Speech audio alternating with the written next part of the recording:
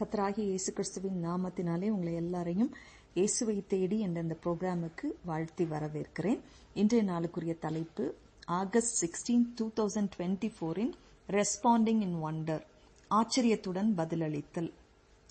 ஆராதனை என்றால் என்ன, அதாவது வழிபாடுனா என்ன அப்படிங்கறத குறித்து நான்சி என்ன சொல்றாங்கன்னு கேட்போமா? என்னை பொறுத்தவரை வழிபாடு என்பது ஒரு மனநிலை.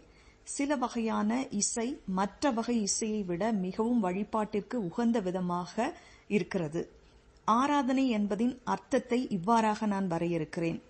தேவன் தம்மை நமக்கு வெளிப்படுத்தியதற்கான பதிலாகத்தான் நான் அதை பார்க்கிறேன். வேறு வார்த்தைகளினால் கூறுவதானால், தேவன் தமது வல்லமையை, நமது தேவைகளை சந்திப்பதை, அவரின் ஆழ் தத்துவத்தை நமக்கு காண்பிக்கும் போது, நமது வாழ்க்கையில் வெளிப்படுத்தும் போது நாம் பிரமிப்புடனும் ஆச்சரியத்துடனும் மற்றும் நன்றியுணர்வுடன் பதிலளிப்பது. யாத்ராகமம் 14 தேவன் வியத்தகு முறையில் செங்கடலை இரண்டாக பிரித்ததையும் அதன் வழியாக இஸ்ரவேல் ஜனங்களை பார்வோனின் சேனைக்கு தப்புவித்ததையும் வாசிக்கலாம், காப்பாற்றப்பட்டதையும் வாசிக்கலாம். இது நடந்த பின்பு அதற்கு பதிலாக தேவனுடைய பிள்ளைகள் துதித்து பாடி ஆராதித்தார்கள். யாத்ராகமம் 15:2 கர்த்தர் என் பலனும் என் கீதமும் ஆனவர், அவரே என் தேவன், அவரை நான் உயர்த்துவேன்.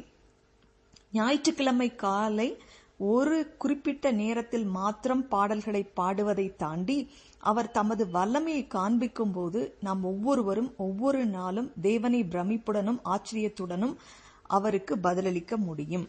இப்போ ஒரு சின்ன ஜெபம் பண்ணிடலாமா? எங்களை நேசிக்கிற எங்கள் அன்பின் பரலோக தகப்பனே, வழிபாடுங்கிறது என்னது, ஆராதனைங்கிறது என்னது அப்படிங்கிறத நாங்கள் இன்னைக்கு கேட்டு அறிந்து கொண்டோம். அப்பா, நாங்கள் ஆராதிக்கும் போது உங்க வல்லமையையும், நீர் எங்களுடைய தேவைகளை சந்திப்பதையும், உங்களுடைய பண்புகளையும் நாங்கள் வியந்து நன்றி உணர்வுடன் முழு இருதயத்தோடு துதிக்க எங்களுக்கு கிருபையை கொடுங்க. இயேசுவின் மூலமே ஜெபம் கேளோம் நல்ல பிதாவே, ஆமேன் ஆமேன். இந்த குறுஞ்செய்தியை கேட்டதற்காக உங்களுக்கு நன்றி சொல்றேன். இது நான்சி டிமாஸ் வால்கமுத் என்னுடைய சிக்கிங் ஹிம் ப்ரோக்ராமிலிருந்து எடுக்கப்பட்டது. தேங்க்யூ. God bless you.